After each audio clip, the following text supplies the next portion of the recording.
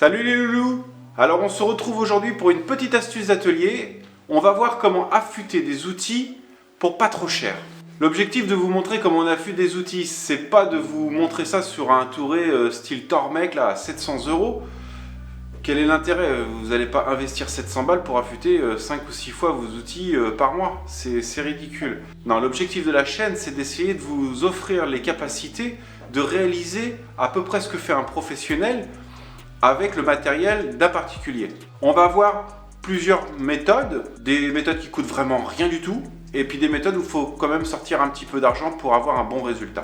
Donc le premier investissement pour moi, là il est obligatoire, il n'y a pas à tortiller, c'est une plaque de verre. Pourquoi le verre? Parce que tout simplement ça sort d'un laminoir, on est sûr d'être parfaitement plat. Moi ce que j'ai acheté là, c'est une plaque qui a maintenant pas loin de 15 ans, c'est du 4 mm. Si c'était à refaire, je pense que je prendrais du 6 voire du 8.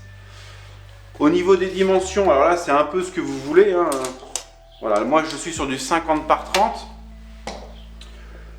Honnêtement ça me suffit. L'objectif c'est qu'une feuille de papier puisse loger dessus.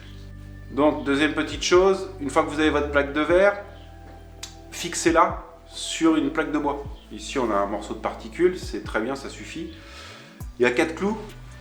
Ça lui évite de bouger en translation, ça me permet de la tirer et de la changer si elle devait casser. Je reprendrai les mêmes dimensions et je la remettrai dedans. Tac. Et après l'ensemble, j'avais prévu plus large parce qu'à l'époque j'avais pas forcément de presse comme ça. Je la bridais avec 2 serre-joints, un de chaque côté sur l'établi. Hop, moi ici j'ai juste mis mes petites butées dans l'établi. On va pouvoir presser un peu. L'ensemble est stable. On peut commencer à travailler.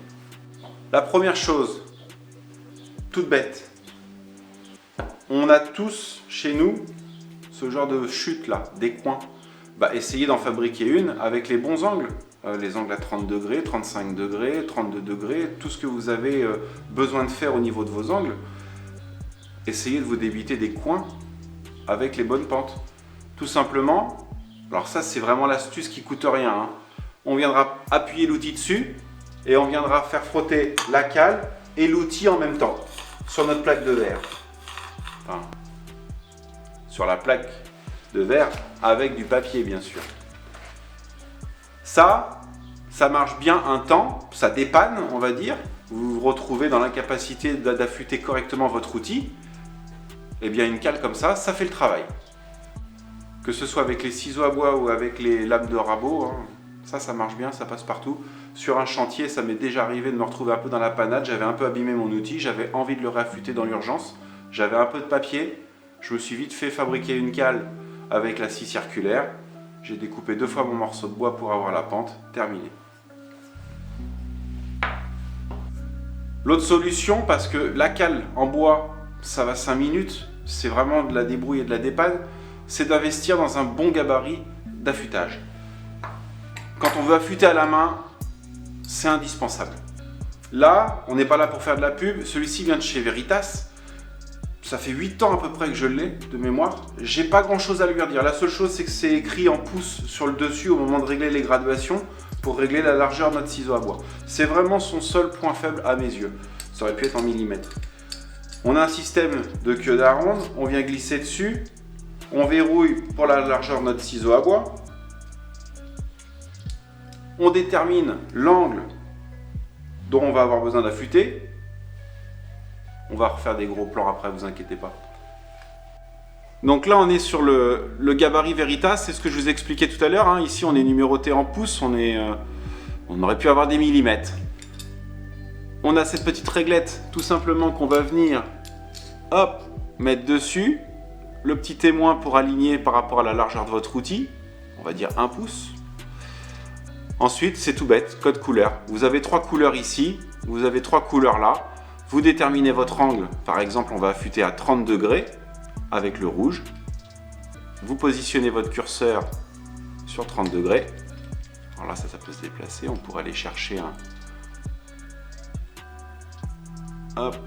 On pourrait prendre très bien le 30 degrés jaune ici, selon la longueur et la configuration de votre outil.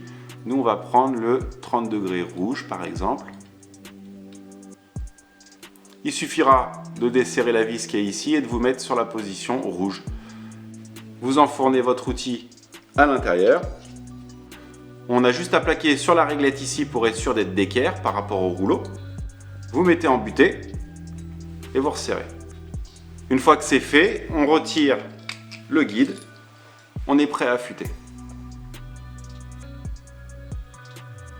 C'est tout bête. Après, il y aura une petite subtilité. C'est que ce rouleau, ici, on va pouvoir lui donner une hauteur plus ou moins importante. Et là, on va pouvoir faire une variation au niveau des angles. Donc pour affûter, c'est pas compliqué. On reprend dans un premier temps la face plate. On reprendra notre biseau. Ça va retourner le morfil et on viendra juste prendre un cuir à la fin pour démorfiler. Un cuir, on verra. Peut-être qu'on a une astuce pour faire ça avec autre chose. On prend le ciseau d'une main. Bah oui, parce que la façon économique, c'est pas de s'embêter à essayer de scotcher son papier.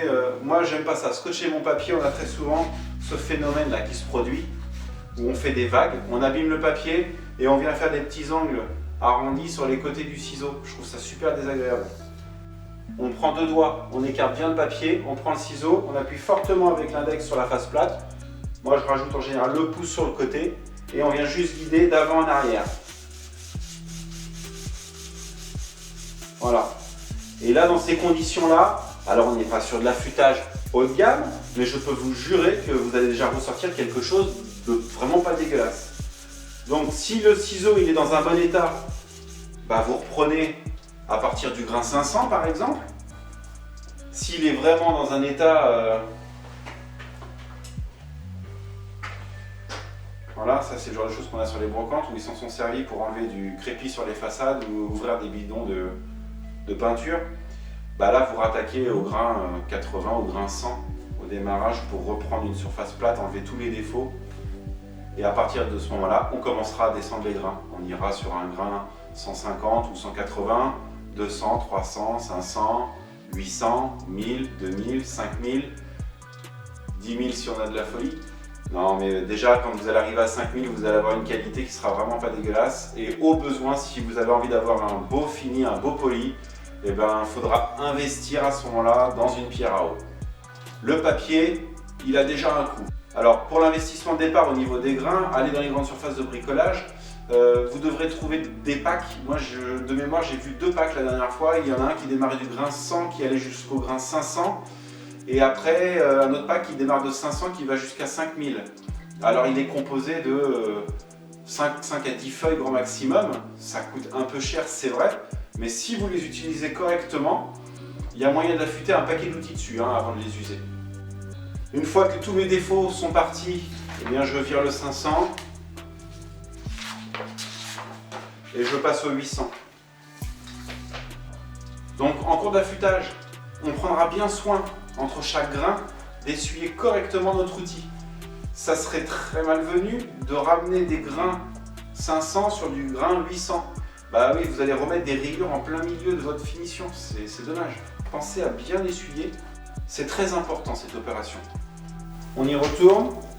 Alors quand on se trouve dans le cas actuel comme moi où il y a un outil qui a déjà été affûté il n'y a pas très longtemps, il a été revu il y a quelques semaines.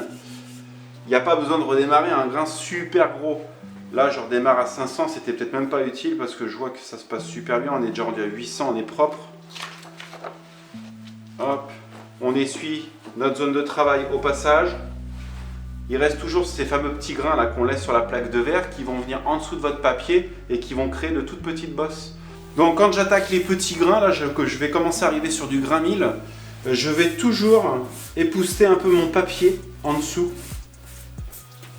pour être sûr de ne pas emmener ces fameuses petites poussières ou merdouilles là.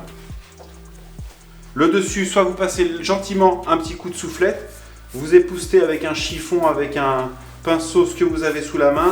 Le vieux classique secoué comme ça peut très bien faire l'affaire.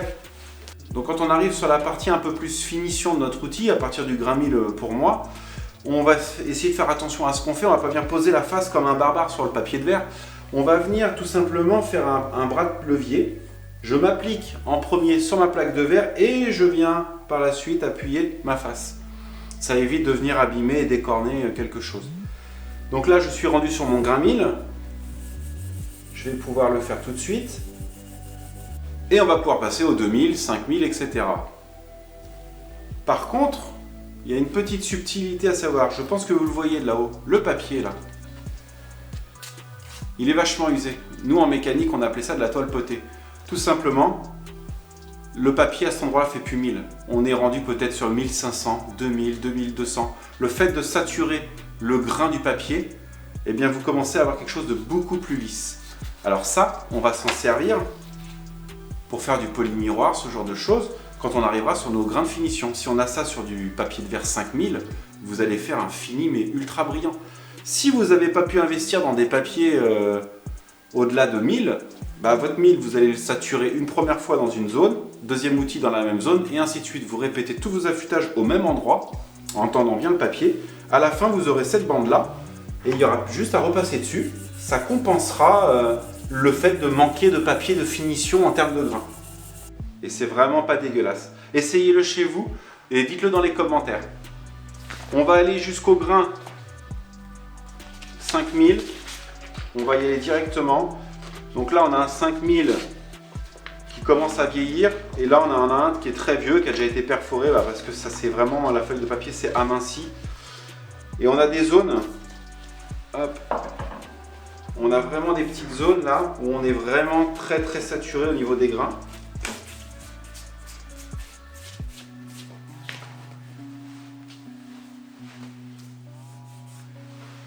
C'est ce qui va nous permettre d'obtenir le polymiroir.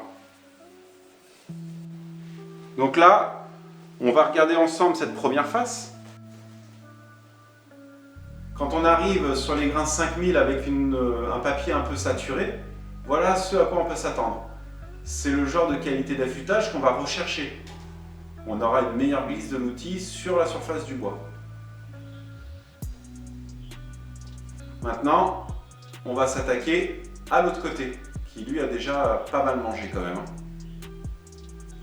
Petite astuce, faites attention quand vous reposez votre ciseau. On ne repose jamais le plat du ciseau au sol. Maintenant, c'est là qu'on va prendre tous les pets dans le tranchant. Toujours la partie biseautée vers le bas. On passe au grain 500. On va regarder si le 500 va suffire à rattraper les défauts qu'on vient de voir.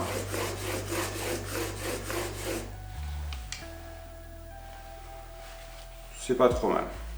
L'objectif quand on change de papier, c'est de supprimer toutes les petites rayures que le grain d'avant vient de laisser. Donc là, quand on a fait des rayures au grain 500, quand je vais passer à mon grain 800, l'objectif, c'est tout simplement de recréer des rayures au grain 800. On va supprimer tout ce qu'on voit du grain 500.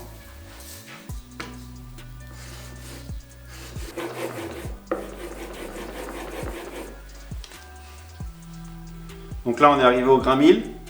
Bon, je vous le dis direct, on n'a pas rattrapé les gros pets qu'il y avait dedans. On aurait dû redescendre au grain 100. Donc pour finir, là, si vous voulez, sur le côté, j'ai deux petits papiers que j'utilise en finition. On est sur des grains de 20 microns et 9 microns. C'est des papiers autocollants de chez 3M qui vont être, à mon avis, très compliqués à trouver.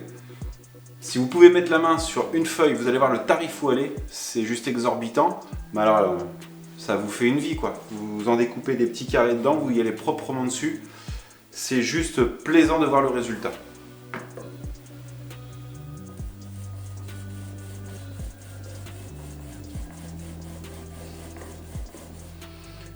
Et en plus, on est sur de la toile potée, là, on est complètement saturé.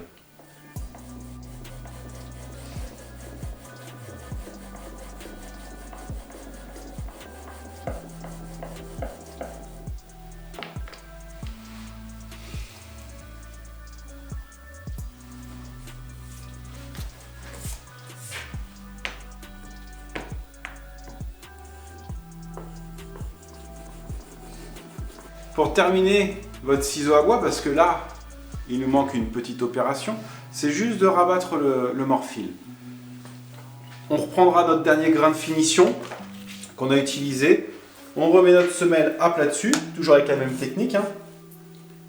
Et on va venir gentiment passer 2-3 coups, juste pour qu'il se détache. Voilà, tac, ça y est, il est parti.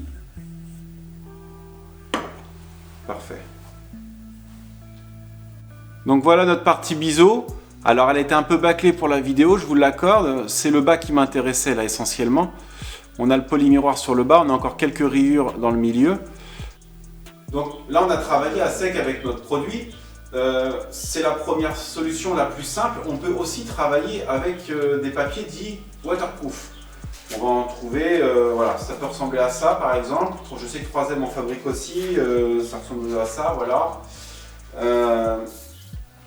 Maintenant, waterproof, il faut un tout petit peu de bon sens pour se dire de l'eau et de l'acier, notre outil en acier, est-ce que c'est vraiment compatible? Non. Alors chez nous, si on veut vraiment rester dans le petit budget, on prendra de l'huile de tournesol. Ça pourra faire le travail dans un premier temps. Sinon, vous allez en pharmacie, vous verrez que ça coûte pas cher. Vous achetez de l'huile de paraffine. Ça marche très bien, c'est ce qu'on utilise pour les lavements, mais là, vous allez la mettre sur le papier. Ça fait vraiment déjà du bon boulot. Et sinon, après, il existe directement des huiles, alors ça reste de l'huile minérale, hein, pour l'affûtage. Vous pouvez aussi très bien utiliser de l'huile de vaseline. Toutes ces huiles-là, elles font le travail. Après, ça va être à vous de mettre en œuvre. L'avantage que vous allez pouvoir obtenir, c'est que le grain, au lieu de travailler et que le grain s'en aille du papier, vous allez le contenir dans le liquide que vous y avez mis. Si vous avez mis de l'huile de paraffine, l'huile de vaseline, vous allez faire une sorte de petite pâte qui va venir sur le papier. Et à partir de là, vous allez commencer à faire limite du rodage. Vous allez voir, c'est comme ça qu'on obtiendra une belle surface nickel. Et c'est surtout aussi le côté, si vous faites ça sur du gros grain, je pense à du grain sang, vous mettez de l'huile dessus, vous allez conserver les grains et vous allez vous retrouver à avoir quelque chose qui va vous labourer la face. Si vous avez besoin de dégrossir, c'est le top. En finition, ça va faire un peu l'effet inverse. Le grain va se mater, il va se réduire et vous allez pouvoir obtenir une face plus fine. Alors pour conclure en quelques mots, cette méthode-là, elle fonctionne, elle a fait ses preuves. Moi, j'ai été formé par des anciens au métier de outilleur, j'ai pratiqué ça pendant une dizaine d'années dans l'aéronautique. J'ai fait du polymiroir à la main. Je peux vous jurer que cette méthode-là, elle fonctionne. Si vous respectez minutieusement la façon de travailler sur l'affûtage de vos outils, c'est vraiment un jeu de patience. Plus vous allez être doux avec votre outil et patient, et mieux ça va se passer pour vous à l'affûtage. Et je dirais qu'il n'y a pas de recette miracle, c'est en pratiquant qu'on va s'améliorer. Il va falloir des mois, voire des années, pour commencer à faire un affûtage qui devient presque irréprochable. Ne désespérez pas, baissez pas les bras, je pense que c'est vraiment à la portée de tout le monde. J'espère que ce petit tuto vous aura fait plaisir.